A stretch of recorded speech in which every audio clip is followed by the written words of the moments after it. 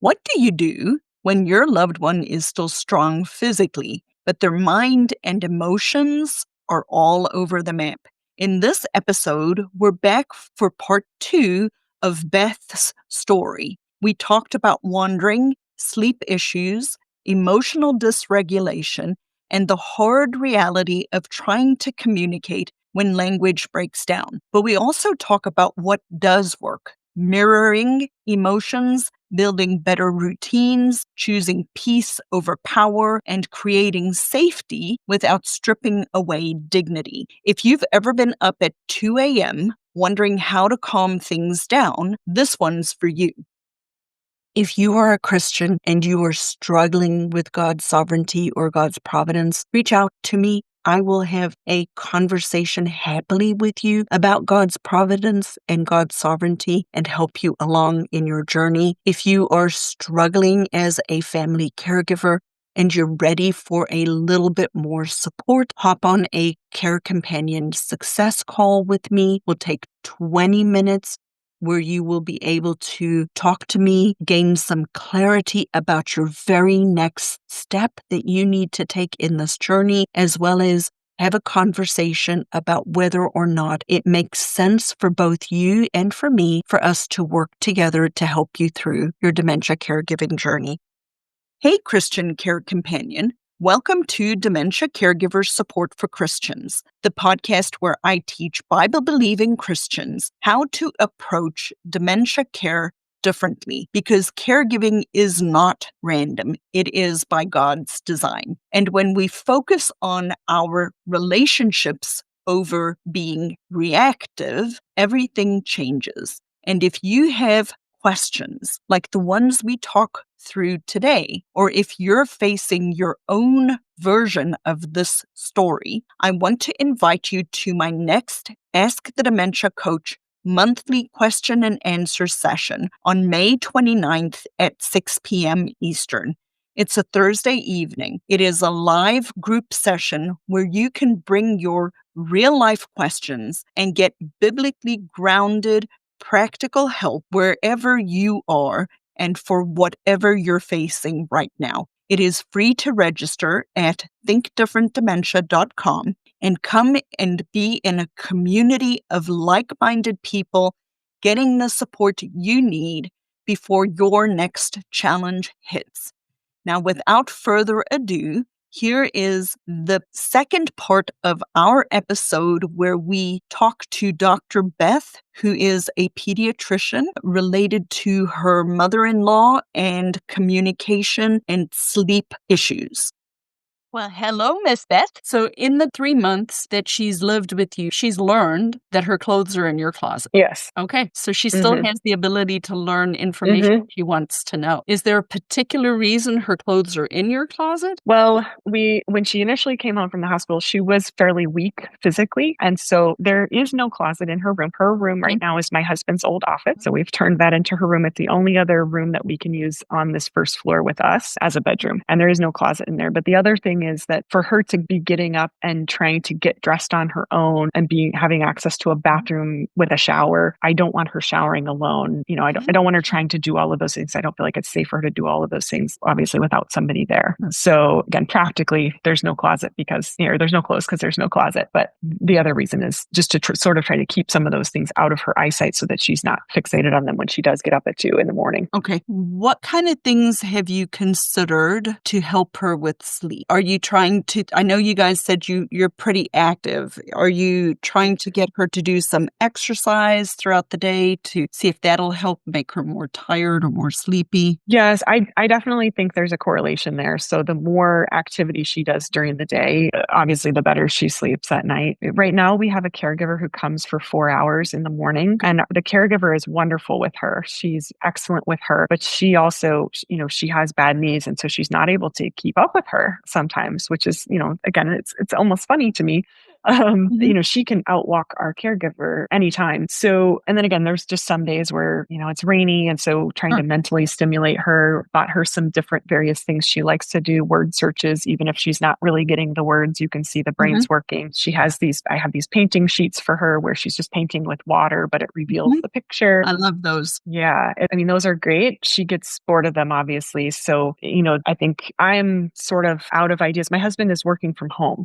So Mhm. he's here as well, but trying to work at the same time. So, trying to find ideas for the caregiver to try to mentally stimulate her, physically exercise her has been a challenge for sure. Now, the paid caregiver, is that through an agency? Yes. Is that just a person that you know? It's a private pay agency. Okay, so non-medical home health. Yes. All right. Would you like to hear what I love it. I'm excited. I've got so much to say. So, the first thing that struck me was about the caregiver. And something to consider is actually going back to the agency and saying, we really need somebody that can keep up with her so that they can, in essence, tire her out a little, because if if the paid caregiver can't keep up with the person who's needing care, that can create in and of its own, challenges. Because what it sounded like is when she's physically active, so she can't express herself, but she still moves really well. So if she can, on the days that you guys are really busy and active, she sleeps better at night. Mhm. So having that built-in caregiver being able to come and actually take her somewhere and walk with, like, I Mhm. don't know how close you guys are to a mall or anything like that. Here where we live, we have a very active senior center that has a lot of activities that are not designed, it's not an adult day program or anything like that, right? It is truly designed for normal older adults to go and have stimulation. Something like that where she could go with a person that is taking care of her, that facilitates her, could be a solution to keeping her engaged and occupied. It sounds like to me that a lot of the language stuff is truly related to her stroke. Mhm. And so speech therapy would really be a good idea. The challenge that we have is that we don't want to mess up her hospice. Mhm. So a couple of ways you can play it. Hospice technically is supposed to provide therapy for something that's not related to the reason they're on hospice. So if she's on hospice for the dementia, they're going to say the speech is related to the dementia, right? Mm. So if we want to keep the hospice, which I would want to do because it's additional help. So I want to keep hospice on as long as hospice says she's appropriate. I'm not rocking that boat. But what you could consider is reaching out to a therapy department, looking for a speech therapist who might do private pay. Okay. Just come in and get an assessment and have them see if there's anything related that they can help with to try and figure out how much is stroke related and how much is due to the dementia. And the reason I say that is because obviously in the 3 months that she's been at your house, she learned where her clothes were. Okay. So that tells me she might still have a small window where she actually can do some rehab. It may not ever get back to where it was, but I don't think it hurts to try. It's going to take Yeah. a special speech therapist to be willing, and you may have to do a little legwork to find one. But I think from a communication perspective, that would be a very helpful thing to try to do to see if there's an alternative way that they can help, like a communication board or something Yeah. that is going to be so specialized to her. It would need to be something that you guys would do, but if we know the items or the things or the tendencies that she has, they can come up with a very simple communication board that she might just be able to point to. Okay.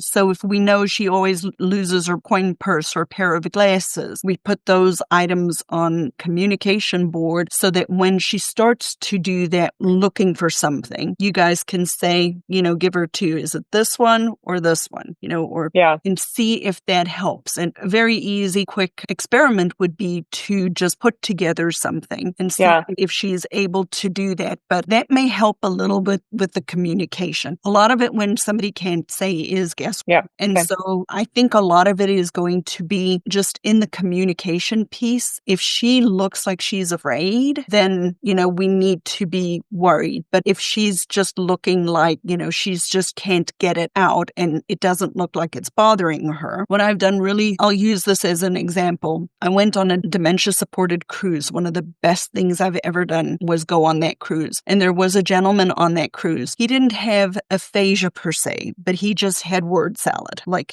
everything coming out of his mouth, nothing made sense. Like you could not figure out for love or money what he was trying to say. But when I just stood there and he would talk and I would just mirror, I'm like, really? That's so interesting. And he would just keep going. And we connected. We had a communication. I still have no idea what he had to say, but he wasn't unhappy. So if she's coming in and she's trying those words, the more frustrated she gets, the worse it's going to get. So if she's saying just words are coming out or whatever, and you're just matching her tone, her body language, and mirroring her emotions, if she's looking concerned, saying to her, oh, I'm so sorry that, you seem frustrated, or let me give you a hug. You look like you need a hug. Meeting her emotionally where she is will go a long, long way, because the big thing is just trying to bring down her frustration. That was that. Now back to the sleep. I think activity level is going to play a major big role for you guys. Have you thought of or looked at some light therapy? I have not. Okay. They make specific lights for people living with dementia. And off the top of my head, I forgot what it's called, but there's some specific light boxes and things like that you can get. The premise behind that is, it takes about 90 minutes before bedtime for your melatonin to kick in, blue screens and blue light and all that kind of stuff. So doing light box therapy, I think it's called red light therapy, earlier in the day to suppress melatonin, and then later in the day taking it away to let the body's natural melatonin kick in. So light therapy is something that came up, but then also magnesium. Magnesium can help you sleep. And if you find this, you might enjoy this book. Have you heard of Dr. Dale Bredesen? Bredesen. Dale Bredesen. He wrote a book called The End of Alzheimer's. I would recommend you get that. It's not a heavy read, but it's not an easy read either. And I know that she doesn't necessarily have Alzheimer's, but they use a lot of naturopathic, homeopathic types of supplemental things to help manage symptoms instead of pharmaceutical medication. And so I think you'd really enjoy that book, The End of Alzheimer's. The magnesium that they recommend, I believe, is magnesium glycinate, because there are different types of magnesium. So those are a couple of things you can try for the sleeping. Now, we didn't touch on this and you didn't mention any of this, but have you got strategies in place for her in case she wanders? Yes. So she has wandered already. And we've made changes. She actually wandered I was out of town at a conference, and she wanted to go see her husband, who was staying at an Airbnb about 3 miles away. And this is how we know that she can learn. So she went out of the house. My husband had been up with her multiple times through that night and was exhausted, so fell back asleep. She got up, put her shoes on, and walked out of the house and walked 3 miles at 4 in the morning. And she walked 3 miles it took her 2 hours, and the police found her wandering, and she was fortunately okay. So now, of course, we have a security system in the house. So we set the security system. Anytime a door is opened in the middle of the night, it's right next to my head. So it'll wake us up and we can go get her. So, and she it's funny because she actually knows. She's talked about how she went walking, and, we've said, yep. And we won't go walking at night anymore. And we'll come get you at the door if you go walking. So last thing that have you guys considered putting her and him in an assisted living together? They have talked about that. I struggle. Again, I'm the daughter-in-law, so I don't want to be the overbearing daughter-in-law. For the last probably 3 years of this, every time they've come down in the winter, we've talked about, we'd like you to move down here. We will be able to help you. He actually last year went to assisted living facilities to look and see, and we thought he might actually make the move. His comments when he walked into places is he said, this makes me feel old. And so he's able-bodied. He does not have dementia. They're quite young. They're in their early 70s. So he didn't like the feeling of being confined himself and feeling that himself. And so again, he's looked this year at places where there is a memory care area, but also an independent living area. the memory care center that we're currently looking at, where I think she could probably go to a day program, which I think would help with her daily Mhm. activities and that Yep. stimulation and help with the sleep. Also, she could transition to being a resident there. She's more reserved, and so she does have a hard time accepting help from strangers. She's not gregarious, and she won't just walk up and talk to anybody. So I think Mhm. that would be a nice transition for her. They Mhm. don't have independent living at that facility, but again, I think my observations are as well that they butt heads and he pushes her buttons a lot, and so it's actually she benefit from having sort of a Like a little buffer, go-between. a little buffer. Yeah. Okay. Okay. Well, that makes sense. So, Miss Beth, what's one thing that you can take after today's conversation that was helpful for you? So the whole conversation was very helpful. I'm going to go search for this book, The End of Alzheimer's, that you recommended. I definitely have enjoyed reading and learning about dementia and just how to help people and help her specifically. So I'm excited to find that. If you really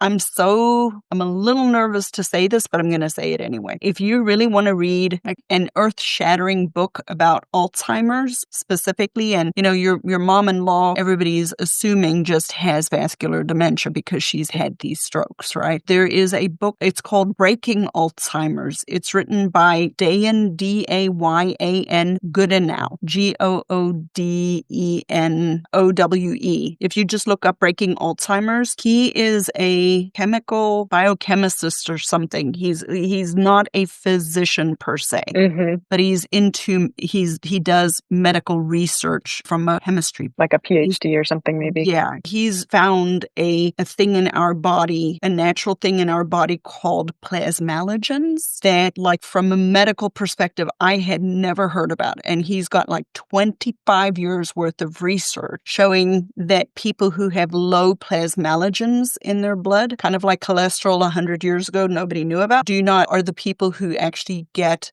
dementia. And when the plasmalogens are replaced, and so just from since you're a medical doctor, it might be interesting. It is a heavy read. It's a science book, but it's well worth reading and just learning, and maybe considering that as an alternative if she or you guys have the resources to see if it can impact a difference in her life. Okay. Yeah. I've enjoyed learning about, I feel like it helps me advocate for her, and it also helps our relationship with her. Do you have any quick tip for helping the people around you? I know sometimes I have a hard time. My father-in-law tends to argue with her and tell her when she's wrong, and she certainly doesn't like that. And I struggle to not be preachy again.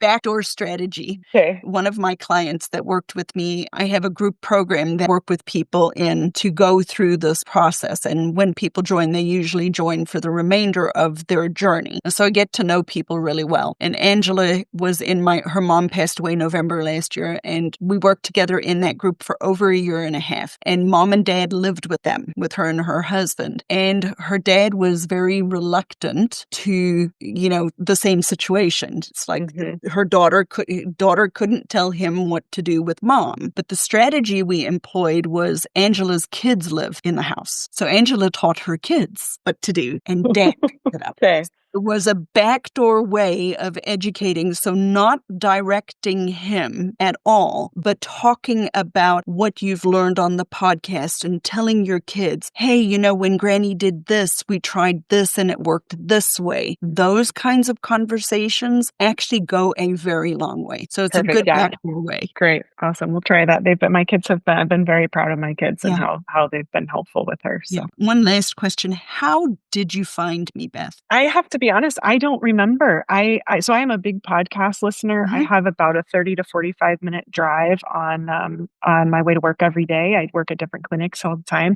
And I think I just put in Apple Podcasts, I think I just typed in something like, it must have been something that we were having difficulty with. I think I put something about, fixations and dementia or something like that. And I think you were one of the first podcasts to pop up that looked like it could be helpful. So interesting, because I do come from a Christian worldview.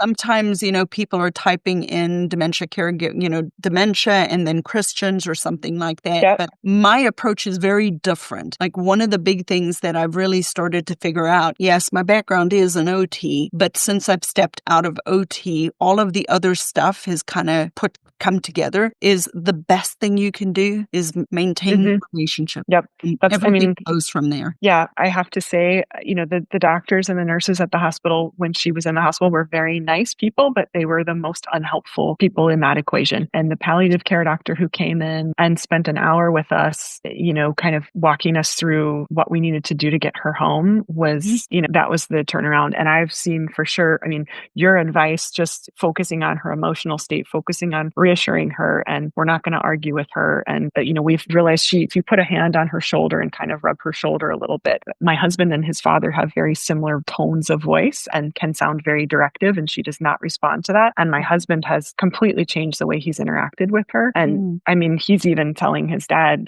she's not difficult. Like, this is actually very simple. But it's like you said, it's not easy. changing. It's just simple. Yeah. You just need to change how you do it. Yep. Awesome. So again, you've been very, very helpful to us. Awesome. So I appreciate Well, your thank you so podcast. much. I'm so excited to have you in my world. And if you ever need help again, just let me know. Because to be honest, what I've been finding really interesting is how many healthcare providers are actually seeking me out. And that to me, like, I actually thought healthcare providers would be the ones that are like, no. And they're the ones that are like, oh, give me more, Yes. Yes. I mean, you can get all the medical education in the world and it doesn't prepare you for actually interacting with and to me as a physician, I feel like it makes me a much better physician to be able to say, you know what, I've worked with someone who has dementia. I've been through this. I know what techniques are helpful. We don't have to talk about medicines and molecules and things like that. What do you need practically for your day to day? So practically day to day, nuts and bolts, rubber meets the road. Yeah. Well, thank you, Beth. I really enjoyed this. I will be thinking about you guys. Reach out again if you ever have another question. I'd be very happy to speak to you again. Okay, great. I appreciate your time. Thank you so much. You're welcome. Be safe. And as I try to end all of my episodes and woefully forget so many times, may the Lord bless you and keep you. If you like these episodes, please subscribe, share them with one other family caregiver to make this journey easier for you as a Christian. We can make it easier. It does not need to consume your life. God gives us means. Thank you for listening, and I will see you in our next episode.